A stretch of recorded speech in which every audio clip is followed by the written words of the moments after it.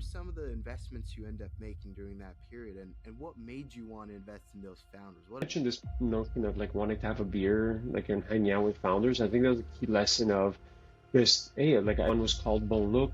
And I invested, like it was three people on a PowerPoint. They were just doing e-commerce, and I wanted to join because, like, in this case, it was all about the two founders, Guillaume and JD, where they're just like, no matter what, they're just gonna ram through walls and build a really cool company. Like I'm in my early 30s, like, and it's very intimidating. It's a bit of more of an old school culture back then for this group in particular. It's all like 65-year-old, gray-haired white men that are like super millionaires. I'm like this kid basically, and I was like very intimidating. And then I realized it's like no one know, like no one has an idea of what they're doing. It's like I'm not the only one that's clueless. Like, all these people too are just as clueless as me. There's no recipe. There's no like here's how it works if you do ABC. It's all about the people running it, right? When I decided to quit and resign, the company offered me like a 6 month sabbatical. They're like, hey, go try your startup thing, and if that doesn't work out, just come back. You'll have a job. And then I obviously refused, but I ended up like refusing that offer after a few days. I sent my partners this video, Burn the Boats, right? The famous story of, the Spanish conquistador that ordered his soldiers to burn the ships. And we're not going back to Spain. We have to basically win, beat the Aztec Empire. And for me, it was like, okay, we're jumping in with both feet, right? So I think it's way too much media coverage. So people tend to assume, oh, like I need to raise a round and raise funding. It's like 99.9% of companies are not VC backed and don't need to be. And quite honestly, even VC as an asset class, I think is going to be challenged in the next few years. The tools to build software are getting extremely cheap, right? Like we're seeing this more and more. So I think we're going to approach an asymptote of close to zero to build software. So today, like we're seeing a bunch of examples of people being able to bootstrap, build with these AI tools much more effectively. So you require less funding down the road. Nectarios, welcome to the Builders and Funders Show. Thank you for having me, Burke. It's a pleasure having you. I want to start out by asking, you started your career in corporate jobs. You were, I think, leading growth at Google Canada. You did that for quite a bit of time. Then you were the founder of a consulting company. We'll get into that as well. Now you're a venture capitalist. I've always wondered, what is that transition like? Like you went from you're an employee, then you were a founder. Now you're the guy writing the checks and investing and making these decisions. What is that transition like, and what are some takeaways from that transition? It's a very, very good question. Didn't start investing just in my latest job. I was doing it before. So I learned the ropes by investing my own money as an angel investor while I had an actually safe job at Google. So that's where I started doing some angel investing. And it wasn't like independently wealthy. It was like, cutting small checks into startups. I joined like an angel group here in Montreal called Ange Quebec. And they gave me access like, hey, there's all these cool startups. Do you know like any that you want to invest in? And that kind of, gave me interesting insight into the world of startups, how they work, which eventually led me to like, hey, maybe I want to start my own thing. Find this like your early stage companies kind of exciting. Hmm. Interesting. You're now on the kind of institutional side of making investment decisions. You're an angel investor. When I ask people about the difference in the two's approach to investing, I've always kind of heard that angel investors kind of just look at whether they like you or not more than like really deep technical analysis. There's like, do I like this guy? Do I trust him? Okay, yeah, maybe I might put a bit of money back into it. And then VCs are a lot more technical, a lot more logical in their decisions. What do you think about that? What do you think are like the big difference between how those two groups evaluate investments? Yeah, 100%. I think it's a good way to frame it, right? Like as a joke, it's like I think as you angel investor, basically YOLO. It's like, hey, like whatever. It's like this company, but it really boils down to like I think it's rare you have angels that like really do this full time and like as a almost quasi solo capitalist. So it ends up being more of a hobby, right? So I think it's not as professionalized. I think you have obviously super sophisticated angels, don't get me wrong, but it's not, there's, you're gambling with your own money when you raise a round of, like a venture capital, like from LPs, when then you have this like pretty important fiduciary responsibility to other people's money, right? So you're building something that needs to be much more professional, much more measured because you're taking on a lot of reputational risk, right? It's not like, hey, YOLO, I like this company and let's invest, right? It's other people's money, so you have to take it much more seriously. Hmm. Interesting. Looking back, like you're at Google, and you decide to kind of start angel investing small checks into startups. I believe you joined this organization in Quebec, and they're kind of giving you deals, and they're saying, "Oh, there are all these interesting startups." What were some of the investments you end up making during that period, and what made you want to invest in those founders? What about them drew you to them? Yeah, it's a good point. I think you mentioned this notion of like wanting to have a beer, like and hanging out with founders. I think that was a key lesson of just, hey, like I enjoyed the team, like I like their idea, their vision. Like, I'll name two very quickly. One was called BonLook. Think Warby Parker, if thinking of the best analogy. When I invested, like it was three people on a PowerPoint, they were just doing e-commerce. And I wanted to join because, like, hey, I understand a little bit of this whole digital advertising scheme, and they wanted my expertise. So I joined the board as well to help them out because it was purely e-commerce. And it was again, like I said, around the same time Warby was taking off, and a similar strategy in Pivot where it's like, hey, we actually had a lot more growth by investing in retail, right? So experimenting in retail, seeing the growth both online and in brick and mortar. So that one taught me quite a few good lessons. They had a good exit too, which again I was lucky. Another startup was called Chronogolf, like CRM slash POS software for golf courses. Taking something that was like very traditionally pen and paper and digitizing it, creating a really cool SaaS platform. And in that case, it was less about the product. I think BonLook, I kind of understood the dynamics a bit more, having worn glasses for many years, but I'm like 0% a golfer. In this case, it was all about the two founders, Guillaume and JD, where there's just like no matter what, they're just gonna ram through walls and build a really cool company. So that was like, okay, like I'm not a fan of golf, but it's like these guys are just gonna figure it out. And they ended up getting acquired by a bigger company called Lightspeed, one of Canada's leading tech companies here. Again, a great kind of story for the guys, and it was very cool with those two founders in particular. Is they ended up like rising the ranks and becoming like number two and number three of the acquire, which is kind of wild. Like almost of like basically almost controlling the new company they got acquired by. So that was a pretty good story as well. And yeah, like the lesson I think about angel investing I learned particularly in the early days is like I joined this angel group, like I'm in my early 30s, like and it's very intimidating. It's a bit of more of an old school culture back then for this group in particular. It's all like 65-year-old, gray-haired white men that are like super millionaires. I'm like this kid basically, and I was like very intimidating.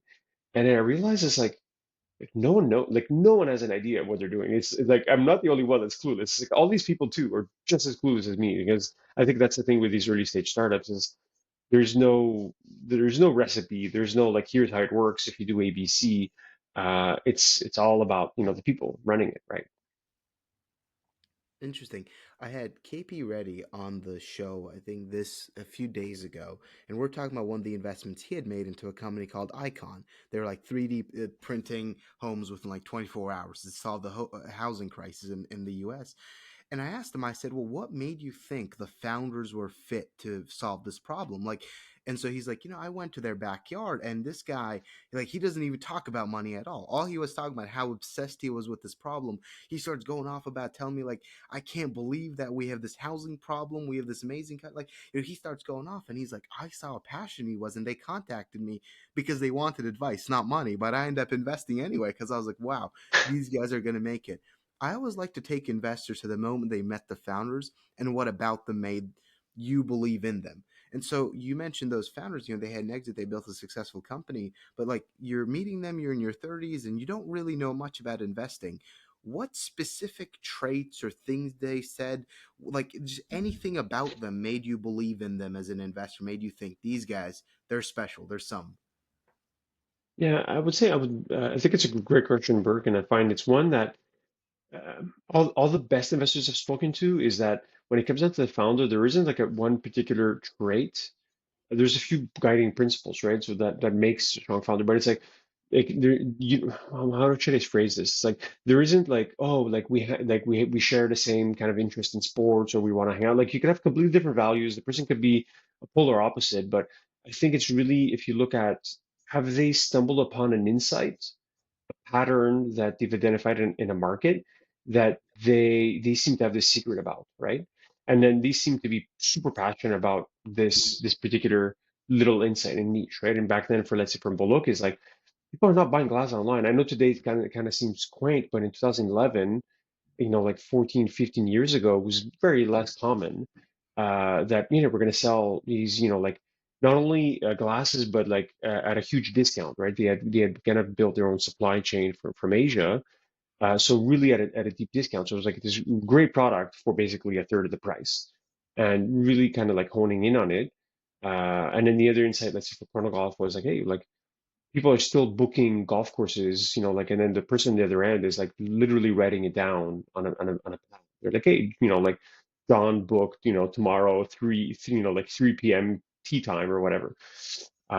So like, hey, like we're gonna build something here. So like, and ultimately you're looking for people that are just gonna like, how should I say, work hard on this problem, right? And also being able to be adaptable to the changing condition, what's in front of them, right? Because it's like it's very different to go from like zero to a few $100,000 in revenue, from a few 100,000 to like 10 or 20 million. Like you have a lot of different obstacles that get in your way.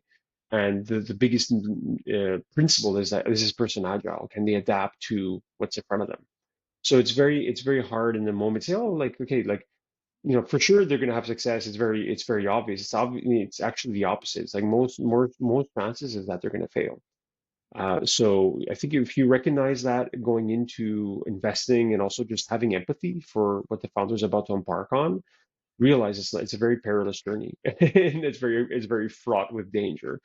So I think once you have kind of that perspective, you can understand the other side, and like be a good investor, I think, and also understand that sometimes you invest because like, oh, maybe on paper it's going to be good, it looks like a great company, but it's ultimately it's like it's the people equation, particularly for early stage. For whatever reason, your gut says no. I think you should trust your gut instinct. Mhm. I was talking to a mentor of mine who had worked in finance for many years, and I asked him, I said, "You've worked with so many like great venture capital investors." He was a pre-IPO investor in both Palantir and Facebook, now Meta. And I said, like, what about some of these investors makes them so good at identifying the right founders and the right startups? And he says, well, one of the questions they ask is, what happens if this fails? And if the founder says, well, I'll just go back to my job at Google, they're probably going to go back as soon as it gets hard. So you mentioned you look for agility, you look for adaptability. That question is one way to tell. Like, is the founder like zealous about just making this work, and they have no plan B, and they'll burn the damn boats? So, like, what are some other ways you're an investor, or like, what are some ways a founder who wants to show an investor that they're all in, they're all committed? How do they go about showing that? How do they show they're just obsessed about this when they're meeting an investor? I'll start with a story, like a personal story that's not related to your question, just because I think you brought it up, and then I'll share my quick my perspective on what you're asking in terms of like being zealous. Um, So like you mentioned, burn the boat. So like my previous company, I started a consulting firm. I was working at Google. When I decided to quit and resign, the company offered me like a 6 month sabbatical. They're like, hey, go try your startup thing, and if that doesn't work out, just come back. You'll have a job, And then I obviously refused for two reasons. One is I couldn't, we're three co-founders. I couldn't have this over the head of my other two co-founders. Hey guys, like let's try this for a bit, and then if it fails, I'm gonna go back and have a safe job. And then secondly, for me, it's like 6 months is not enough time say, oh, this is, like I'm going to try this building a, like a company. So when I ended up like refusing that offer after a few days, I sent to my partners this video, Burn the Boats, right? The famous story of, the Spanish conquistador that ordered his soldiers to burn the ships. And then we're not going back to Spain. We have to basically win, beat the Aztec Empire. And for me, it was like, okay, we're jumping in with both feet, right? So I think that's one thing you want to look in for a founder is like, are they all committed? If they have like a part-time job doing something else, um, unless they're a really high bar person, like repeat entrepreneur, and like you just see that they're firing all cylinders. But if it's maybe your first or second time building a company, probably want to do this. It's going to be more than 40 hours a week, right? Let's not kid ourselves. So to answer your question of like how does a founder express that they're like they're committed, they're all in? Think it's very obvious. I don't think there's anything specific. Founders doing it, like if it's their life, if they're really committed to it, it's like I think you need to show it. I think it's very like a few questions people kind of get. If okay, you're doing this really as part of your life's mission, and that's the thing I think the biggest difference with a founder and investor is an investor is going to like invest in. dozens, if not more, companies in their career, founder has like a few shots on goal to build something. Sometimes they get lucky and they build like, like first company that really goes well and becomes kind of their life's work. But oftentimes it's a journey of self-discovery at the same time. It's like I built a company, I wasn't sure I want to do that. Like I kind of got disillusioned with being in consulting when I decided to resign. So I decided, I'm like, hey, I'm going to found a VC firm and see how that goes. So again, it's a journey of self-discovery, oftentimes for founders, and they only have kind of a few shots to like a goal. It's just like in terms of years of your life, right? Like a startup is not a one-year endeavor; it's usually 10 to 15, if not more. So you're only doing this a few times in your life. So I think that's how I approach when I'm having a conversation with a founder. Mhm. Fascinating. You mentioned, when you first started out, when Google extended you that, potential future job offer, like, yeah, just do it for 6 months and you can come back if it doesn't work out. You kind of refuse and you're like, no, I'm gonna make this work. You've now, by now you've invested in quite a few founders. You have the podcast, you talk to quite a few remarkable founders on there.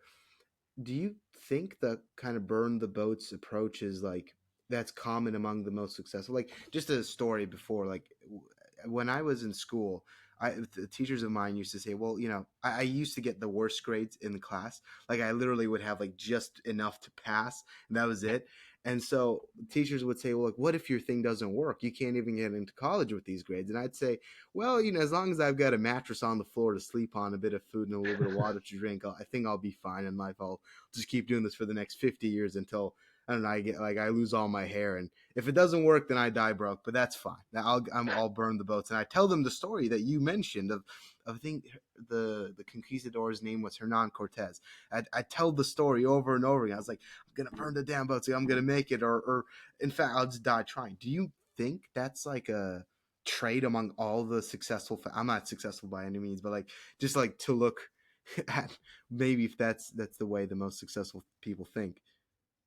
Yeah, I think it's very hard to like generalize. Oh, this is a trait that all successful founders have. Like, I don't think that's the right kind of framing for a question.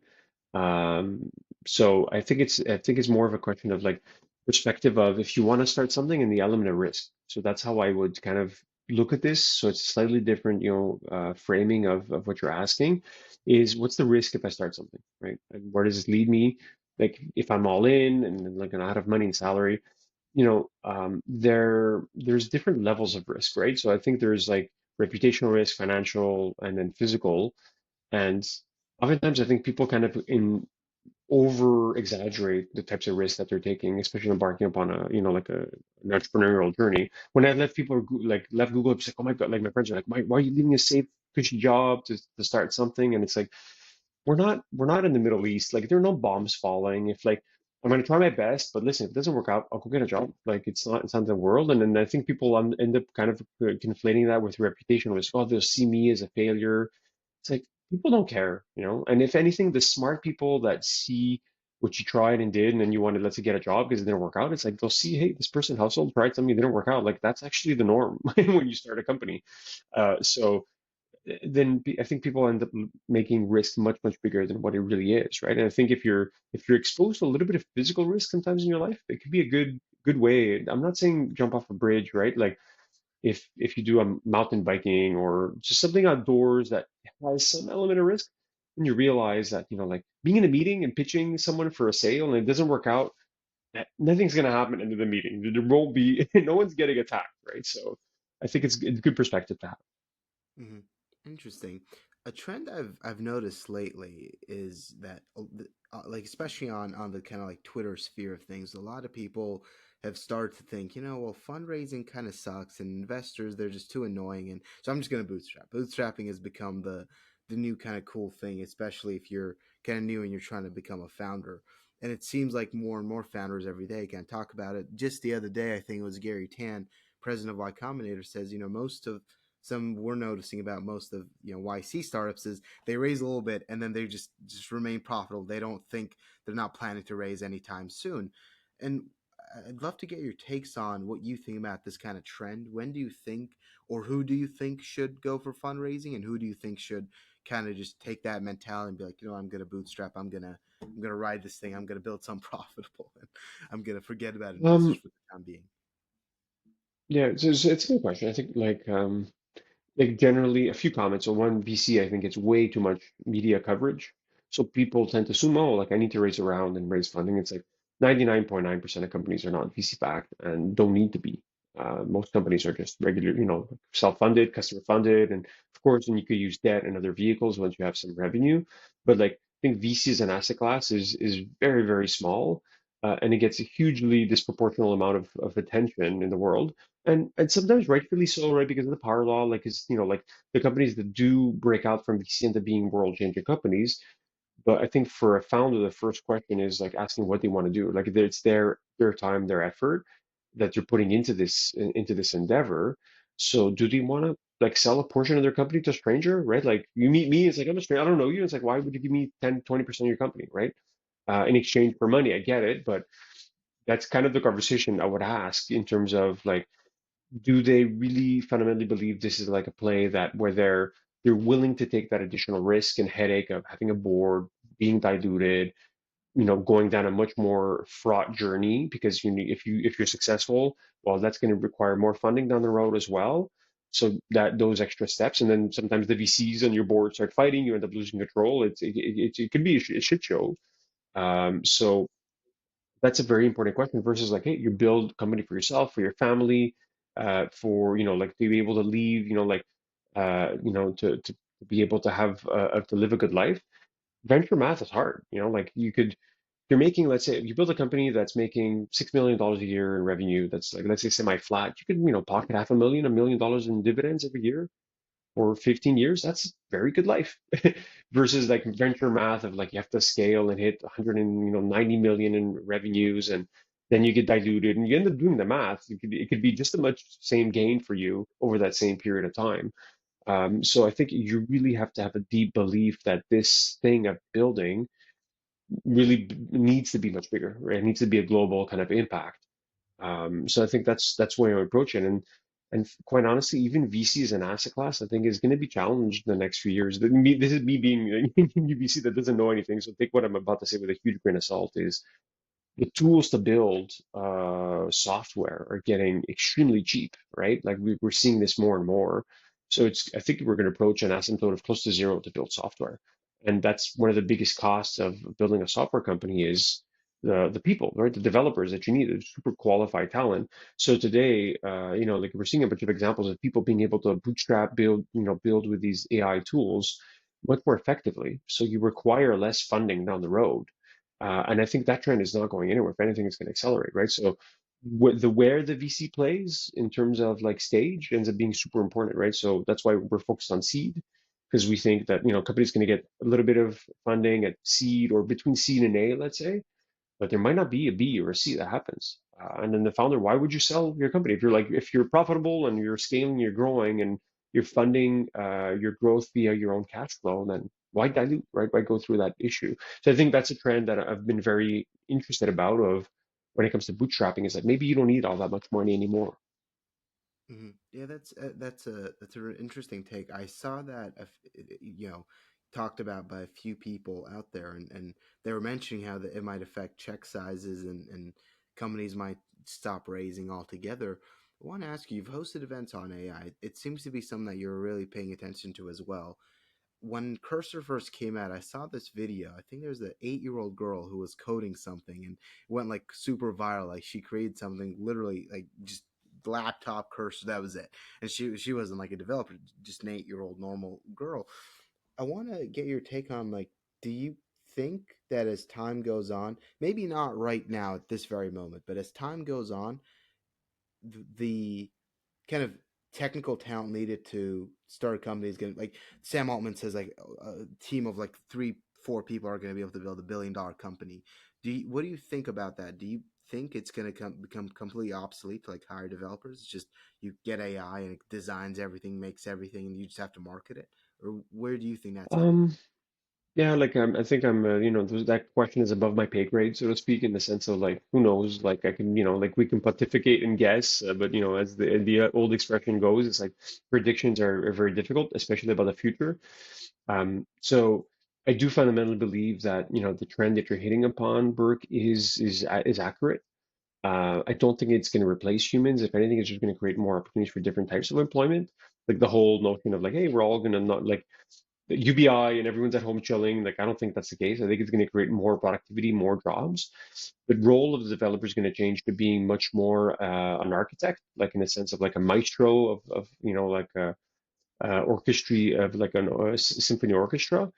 And then the more medial task of like, okay, write the code yourself, that's going to go away, right? So it's the notion of what is AI good at? It's like in empowering people, right? Just like how the best people in chess today are just like using the computer plus the person, right? It's going to be the case for developers. It's going to be the case for marketers.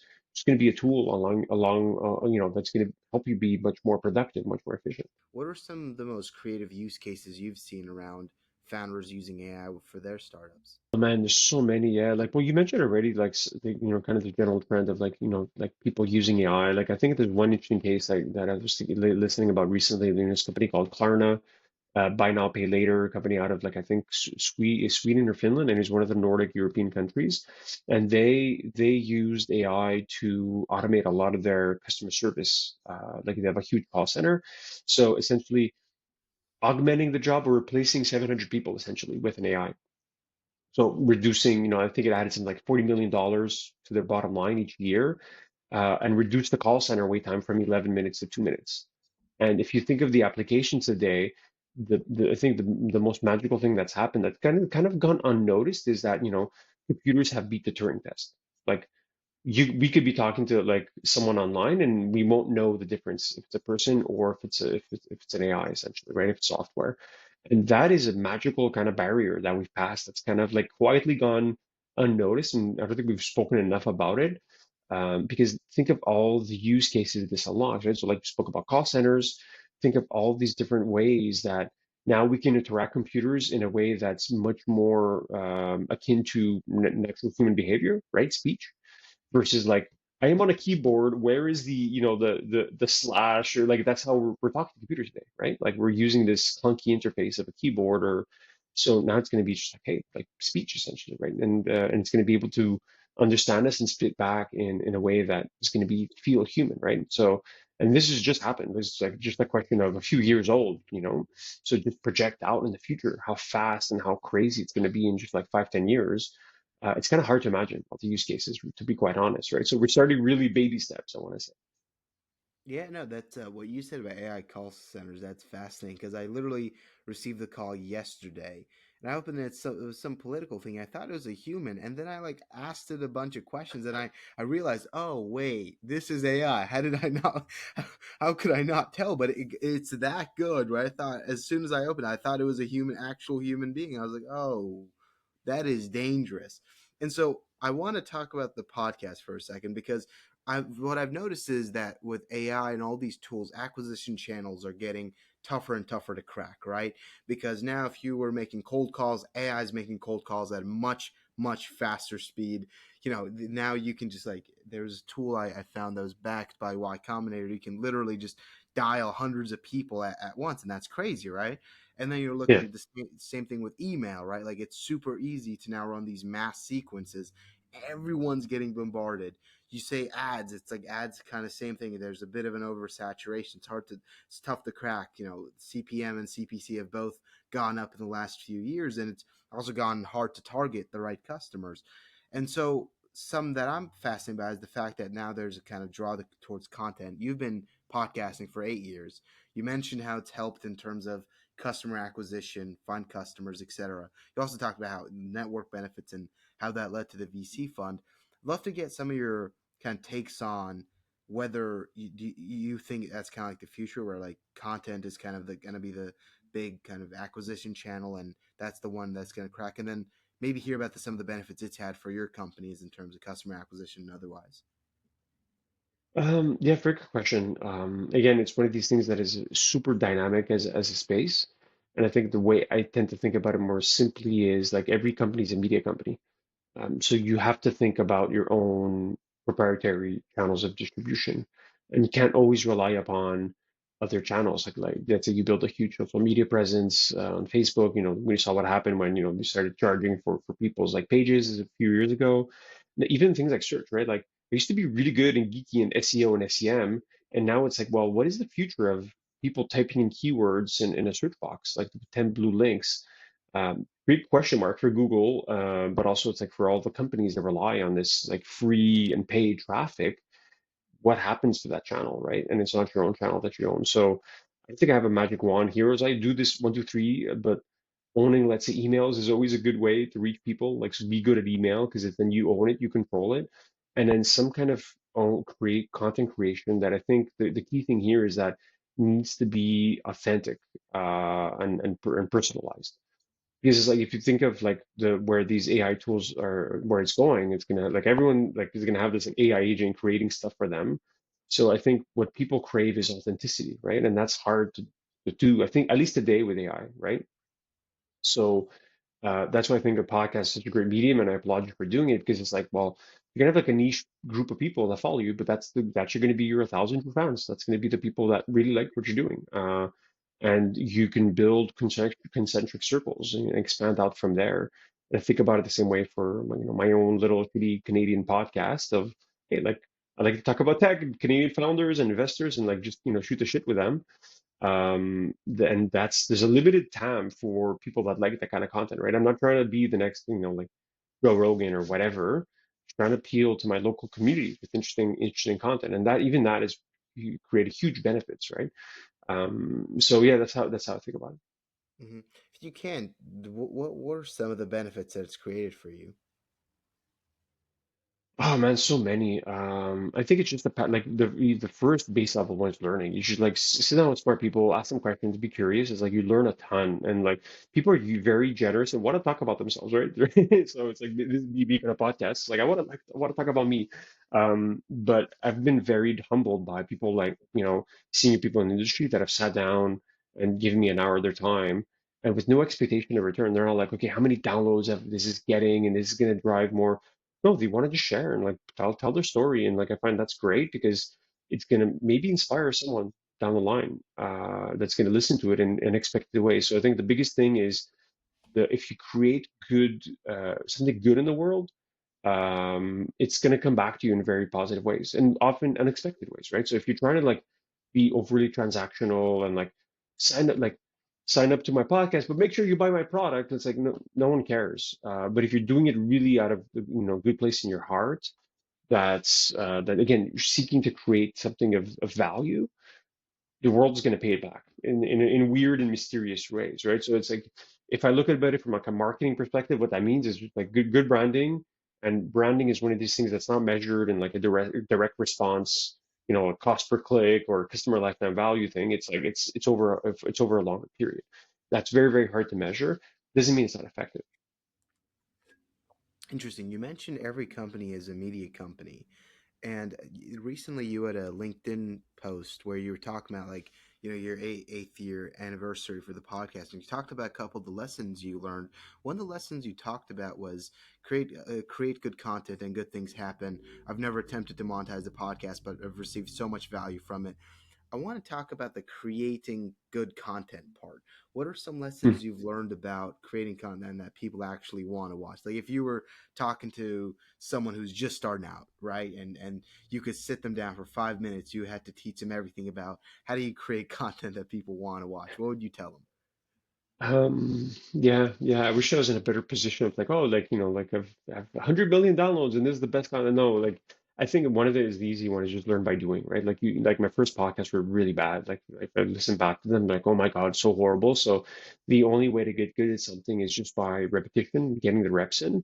And, it's not just quantity, you have to think quality as well. I think you asked me this question last time. You do have to have some introspection, like listen back to the podcast and say, oh, okay, this question, like, it didn't feel like it was the right question, or the guest seemed unattached at this point in time, or feedback from your network. Someone said, oh, this interview was good, this other one wasn't as good. So you learn from the good and the bad, right? And more from the bad. So, and the only way to do bad is to put yourself out there. And so I think that's one thing is like, you put yourself out there, it might suck at the beginning, but then if no one's listening, then who cares? It's actually a good time to improve. It's like if you have three listeners, and who cares? And to be honest, like even if there's much more, many more people listening, and you hit a dud, like everyone is living their own, first player RPG. Like no one thinks about a lot of people that much. So I think you have to just get on it. Get on the horse, do it often, and that will give you the reps to improve over time, and that's really it, right? And then once you get good and you get more professional, you're able to attract better guests. The guests themselves are happy because hey, this was a super professional interview. They're going to refer you other people as well. So it's like this it takes a while to build a kind of like that flywheel effect. But if you're passionate, hardworking, and you like it, then yeah, it's going to work. It's just a question of effort. Interesting. You mentioned you've like in the same post. You mentioned you've had over 270 guests. What would you say are some of the most kind of unexpected lessons or most interesting learnings you've had from those conversations?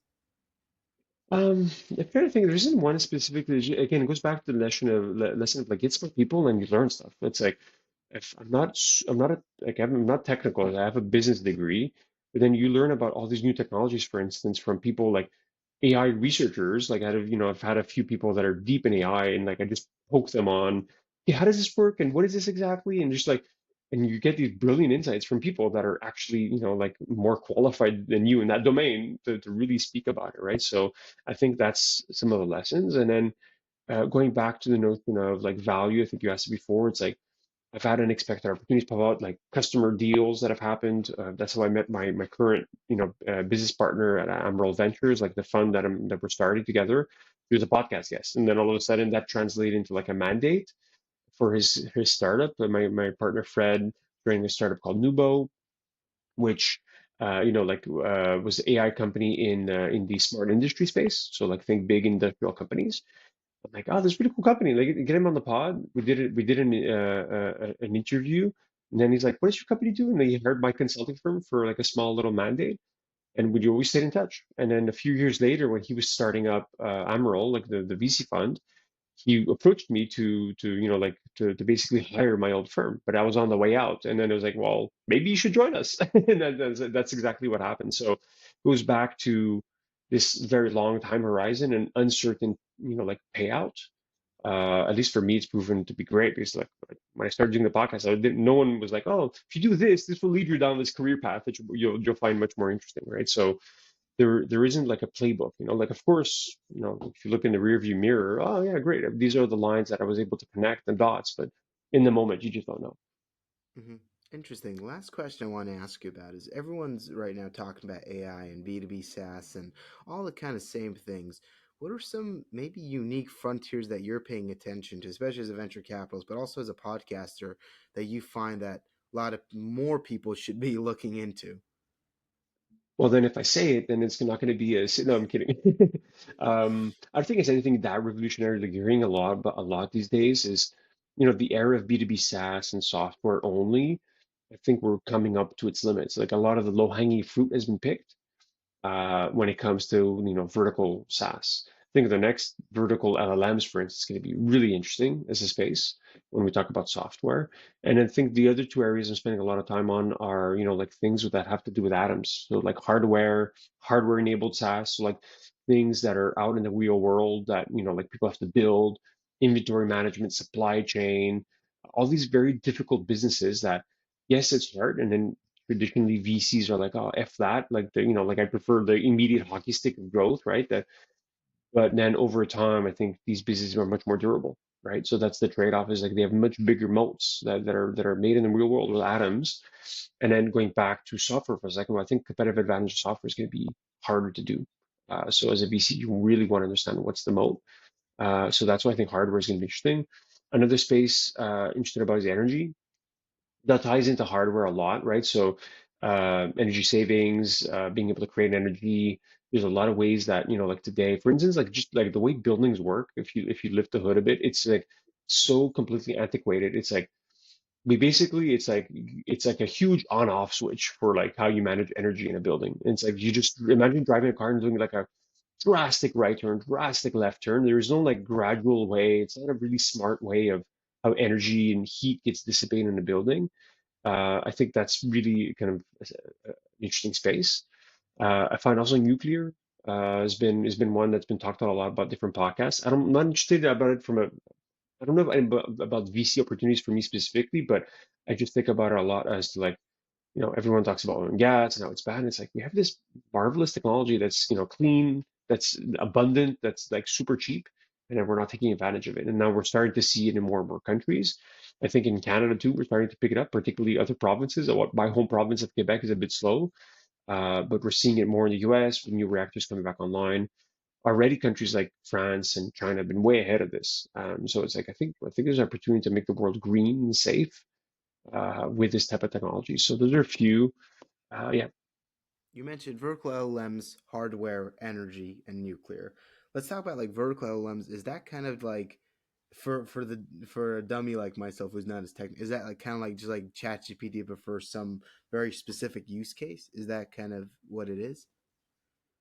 exactly. Yeah. So we've done one investment so far. A company, they'll give you that example. A company called Maxa, based in Montreal. They raised a $21 million US Series A in the spring, and we participated. You know, like, we don't have a closed fund, but we're happy to be on the ride.